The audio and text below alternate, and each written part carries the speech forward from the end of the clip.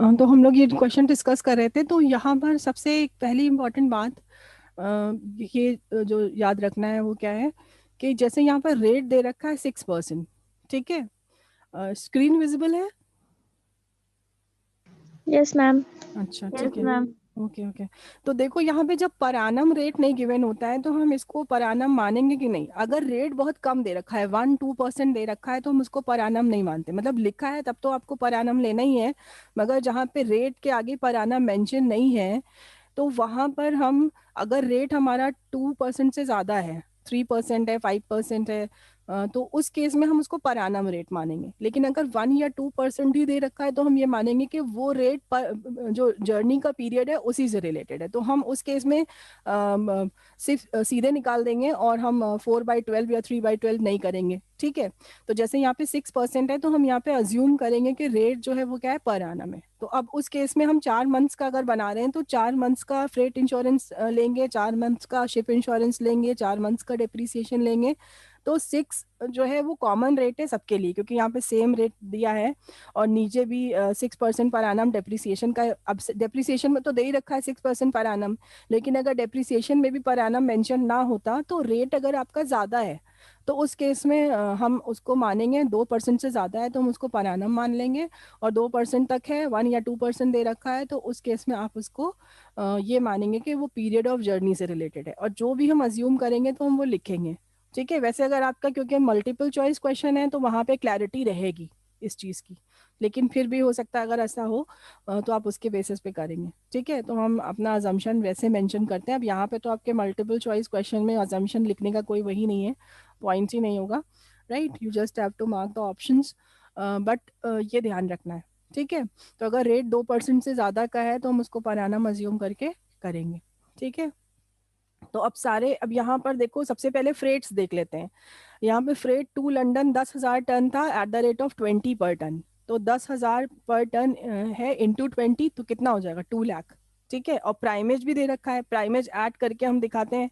अब हम यहाँ पे शेयर करना चाह रहे हैं इसका सोल्यूशन। तो यहाँ पे सबसे पहले क्रेडिट साइड पे हम बाई फ्रेट ले लेंगे। फर्स्ट राउंड में मुंबई से लंदन जो गए हैं, वो जाने वाली जो जर्नी होती है उसको क्या बोलते हैं? आउटवर्ड। आउटवर्ड जर्नी में कितना दे रखा है? 10,000 turns eight the rate of 20 पर टन। तो ये कितना हो जाएगा? 2 लाख। और इसमें हम ऐड कर देंगे प्राइमेज। प्राइमेज जो है इसी पे निकलता है फ्रेट पे। तो 2 लाख का 5% कितना हो गया? 10,000। ठीक है, तो 2 लाख का 5% प्राइमेज कैलकुलेट करके ये आ गया 2,10,000। उसके बाद लंदन टू मुंबई, लंदन से वापस जो कार्गो आया है मुंबई, तो ये इसका दे रखा है 8,000 ton at the rate of 30 per ton. तो ये हो गया 2,40,000। 8,000 इंटू 30। ठीक है, इसमें भी प्राइमेज ऐड कर देंगे। अब इसी का 5%, 12,000 हो गया, तो ये टोटल इसका हो गया 2,52,000। ठीक है, उसके बाद सेकेंड राउंड में मुंबई से लंदन जो कार्गो ले जा रहे हैं वो 10,000 टन है, और यहाँ पे रेट ऑफ फ्रेट कितना है? 19 पर टन। तो ये हो जाएगा 1,90,000। ठीक है, एट प्राइमेज 5% के अकॉर्डिंग प्राइमेज कितनी हो जाएगी? 9,500। इसी का 1,90,000 का प्राइमेज। यहाँ पर ये जो फ्रेट आपकी है, this is related to incomplete. ये किससे रिलेटेड है? इनकम्प्लीट वॉयज से रिलेटेड है, क्योंकि ये वाली अभी प्रोग्रेस में है, पहुंची नहीं थी एज ऑन 31 दिसंबर। तो हमें इनकम जो हमारे वॉयज इनकम जो हमारी इनकम्प्लीट जर्नी से रिलेटेड होती है, वो भी हम कहाँ ट्रांसफर करते हैं? वॉयज इन प्रोग्रेस में करते हैं। ठीक है, तो ये आपकी जो 1,99,500 की जो फ्रेट है, this is related to incomplete journey. ठीक है, अब यहाँ पर एक्सपेंसेस देख लेते हैं। एक्सपेंसेस में सबसे पहले शिप इंश्योरेंस हो गया 25 लाख इंटू 6/100 इंटू 4/12 करके 4 महीने का निकाल दिया, क्योंकि यहाँ पे जो रेट हम मान रहे हैं वो पर एनम मान रहे हैं, और 1 सितंबर से 31 दिसंबर तक का बना रहे हैं, तो दैट इज 4 मंथ्स। तो 50,000 हो गया। फ्रेट इंश्योरेंस आपका, फ्रेट में पॉलिसी अमाउंट दे रखा है, तो पूरे साल की जो फ्रेट एक साथ इंश्योर कराई है वो कितनी है? 16 लाख। और रेट यहाँ पर भी उन्होंने बोला है सेम रेट है, तो 6% है। यहाँ पर भी हमने इसको अज्यूम किया है कि ये पर एनम रेट है, तो 4/12 किया है 4 महीने का निकालने के लिए, तो फ्रेट आ गया हमारा 32,000। फ्रेट जो होता है, फ्रेट इंश्योरेंस, वो या तो पॉलिसी अमाउंट दिया होगा, अगर पॉलिसी अमाउंट नहीं दिया है तो सिर्फ रेट दिया होगा। तो अगर रेट दिया है तो फ्रेट इंश्योरेंस फिर हम फ्रेट पे निकालते हैं अलग अलग, इस पे निकालोगे, इस पे निकालोगे, इस पे निकालोगे, सबको ऐड करके टू फ्रेट इंश्योरेंस हम यहाँ पर अलग अलग दिखा के ऐड करके लिखेंगे। उस केस में जब हम इनकम्प्लीट से रिलेटेड एक्सपेंसेस निकाल रहे हैं तो हमें साफ साफ दिखेगा कि कौन सा आपका फ्रेट इंश्योरेंस जो है वो इनकम्प्लीट से रिलेटेड है, तो हम सीधे ले लेंगे। लेकिन यहाँ पे टाइम बेसिस पे है फ्रेट इंश्योरेंस, तो इसमें फ्रैक्शन लगेगा। तो फ्रेट इंश्योरेंस वाले पॉइंट पे ध्यान रखना है कि वो टाइम बेसिस पे है या फ्रेट पे निकाल रहे हैं। ठीक है, तो पॉलिसी अमाउंट अगर दे रखा है तो टाइम बेसिस पे है, सिर्फ रेट दे रखा है तो हम फिर किस पे निकालेंगे, इस पर जो फ्रेट का अमाउंट है उस पर फ्रेट इंश्योरेंस निकलेगा। ठीक है, फिर डेप्रिसिएशन ले लेंगे। डेप्रिसिएशन 25 लाख का 6% एट 4 मंथ्स का 50,000 हो गया। ठीक है, स्टोर में आपका परचेजेस दे रखा है और क्लोजिंग स्टॉक दे रखा है। तो हमने बताया था कि जिसका ओपनिंग या क्लोजिंग दिया होता है तो हम उसमें कंजम्पशन निकालते हैं। तो to store consume purchases minus closing stock, तो ये हो गया 15,000।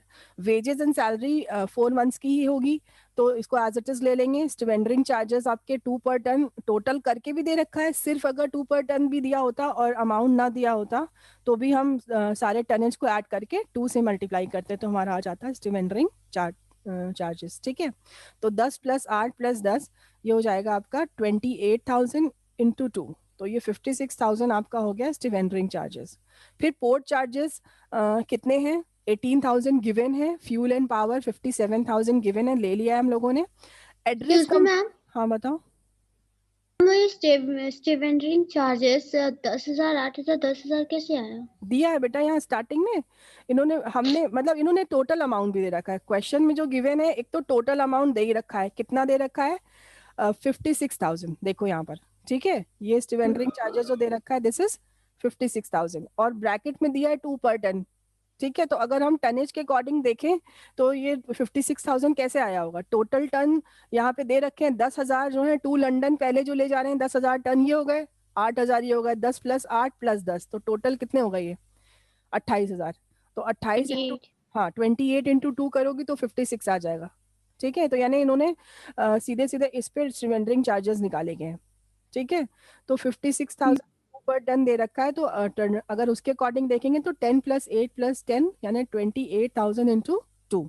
ठीक है, तो ये हो गया 56,000 सरेंडरिंग चार्जेस हो गए, राइट। हाँ।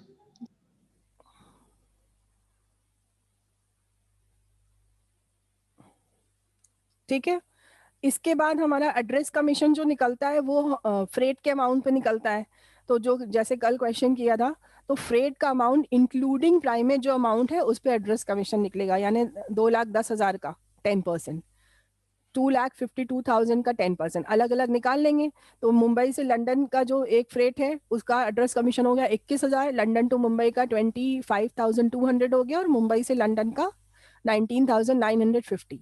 ठीक है, तो ये टोटल हमारा हो गया 66,150। ठीक है, अब हमें क्या करना है, अभी तक हमने सारे एक्सपेंसेस 4 मंथ्स के ले लिए हैं और इनकम्स जो दे रखी थी वो ले ली। अब हमें वॉयज इन प्रोग्रेस निकालना है।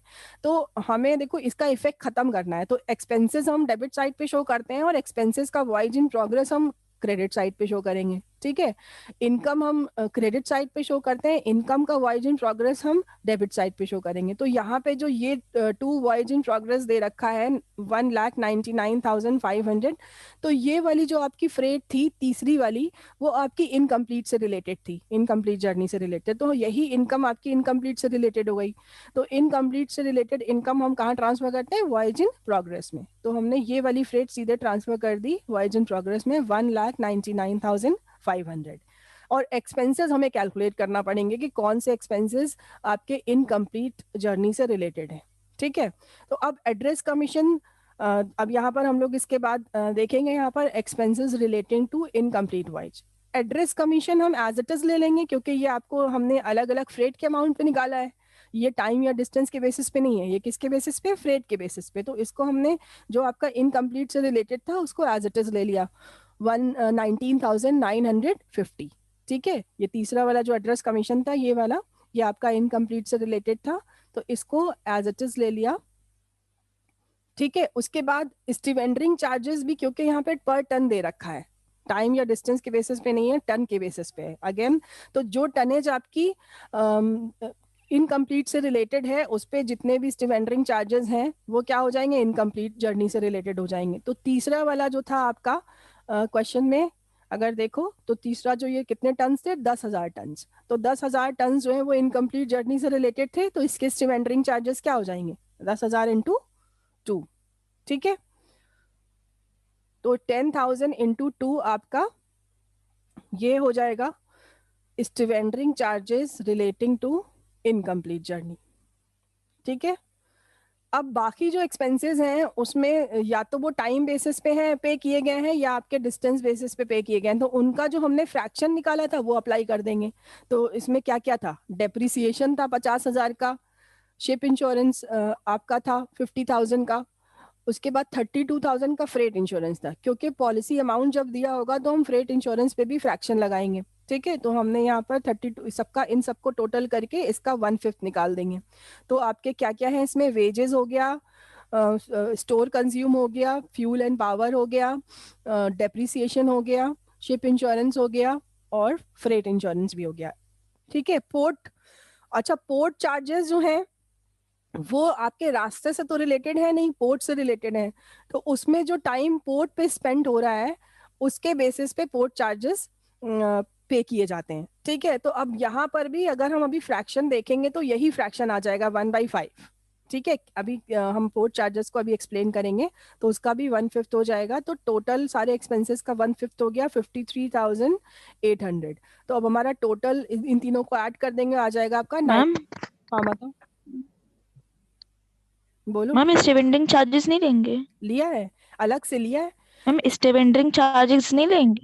स्टिवेंडरिंग चार्जेस अलग से लिए हैं। हमने बताया है कि ओके। स्टिवेंडरिंग चार्जेस, अब यहाँ पे स्टिवेंडरिंग चार्जेस से भी रिलेटेड ध्यान रखना है कि अगर टन के हिसाब से रेट दे रखा है तो उस केस में हम जो इनकम्प्लीट जर्नी से रिलेटेड टनेज है इनटू रेट निकाल के हम उसको अलग से लेंगे। लेकिन अगर यहाँ पे टन पर टन ना दिया होता, सिर्फ 56,000 दिया होता, तो उस केस में हम उसका भी 1/5 करते। ठीक है, उस केस में भी हम क्या करते, उस केस में हम सिंपली फिर हम टन के बेसिस पे फ्रैक्शन नहीं बनाते हैं, हम सीधे उसका भी 1/5 कर देते हैं। Right, for the purpose of convenience फिर वो यही किया जाता है कि हम स्टिवेंडरिंग चार्जेस जो निकालते हैं 56,000 का भी हम 1/5 करते हैं। अगर पर टन रेट ना गिवन हो क्वेश्चन में, तब सिर्फ टोटल अमाउंट दे रखा हो, तो उस केस में वहां पर भी हम फ्रैक्शन अप्लाई करेंगे। ठीक है, ये हो जाएगा। Right, yes ma'am. तो अब इसको ऐड करके आपका आ गया 93,750। तो ये आपका 93,750 आपका एक्सपेंसेस हो गया रिलेटिंग टू इनकम्प्लीट वॉयज।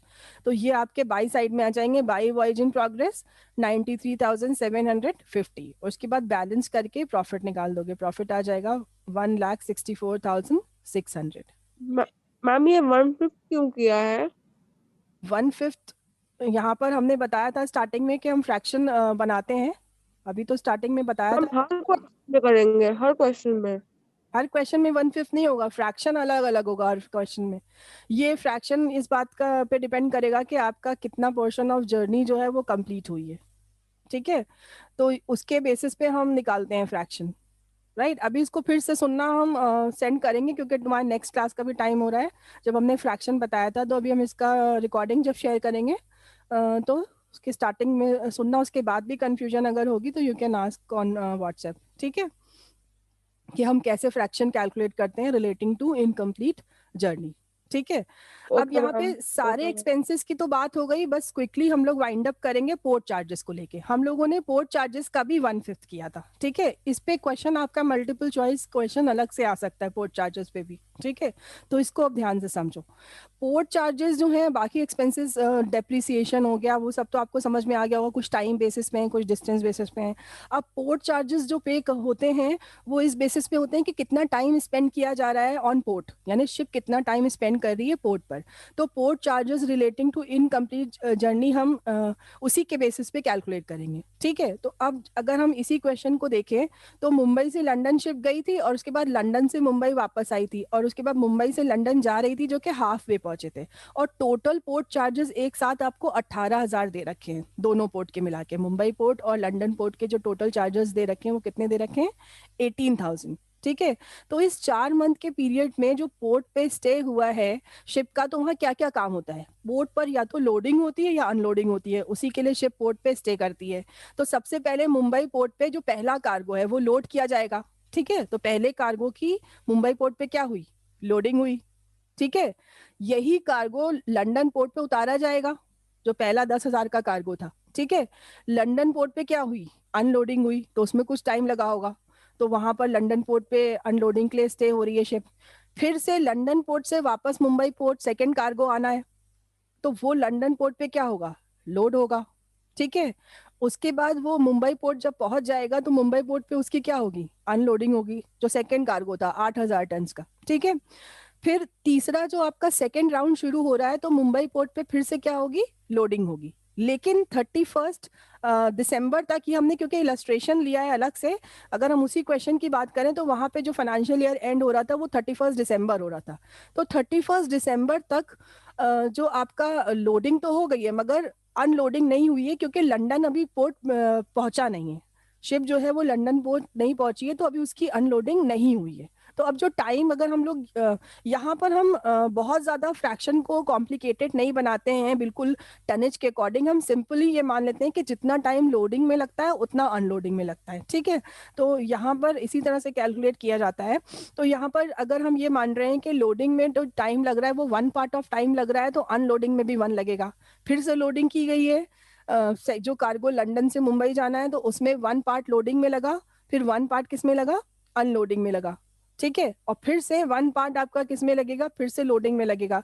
तो total number of parts time के जिसके लिए पोर्ट चार्जेस पे किए वो कितने हो गए? 1 2 3 4 5, यानी 5 पार्ट जो है, 5 पार्ट ऑफ टाइम के लिए जो पे किया गया है वो क्या किया गया है? आपका पोर्ट चार्जेस पे किया गया है, ठीक है।